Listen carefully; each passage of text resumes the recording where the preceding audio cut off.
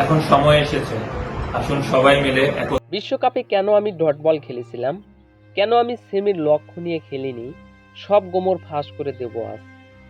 দর্শক, সেমির শেষ সমীকরণ যখন ১৯ বলে ৪৩ রান প্রয়োজন ছিল, তখন আমি স্ট্রাইকে ছিলাম। পরপর ৫টি ডট বল খেলেছিলাম। এটা নিয়ে অনেক আলোচনা সমালোচনা হয়েছে, কিন্তু আসল ঘটনাটা আপনাদের জানা দরকার। আমি যখন ব্যাটিংয়ে নামি তখন হাতুড়ু আমাকে বলেছিল, সেমি নয়, উইকেট টিকে রেখে ম্যাচটা জিতে আসো। এই জন্য আমরা ওরকম ভাবে খেলেছিলাম। মূলত এই প্রতারকের জন্যই বাংলার ক্রিকেটের আজ এই অবস্থা। অন্যান্য দেশ যেখানে নিজের দেশের কোচদের প্রাধান্য দেয়, সেখানে আমাদের দেশ চোর প্রতারকদের স্থান দেয়।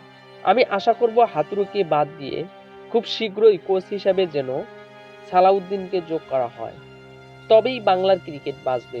তো সুপ্রিয় দর্শক, মাহমুদুল্লাহর কথাগুলোতে কি যুক্তি আছে নাকি নেই, তা কমেন্টের মাধ্যমে জানাতেই পারেন। ধন্যবাদ।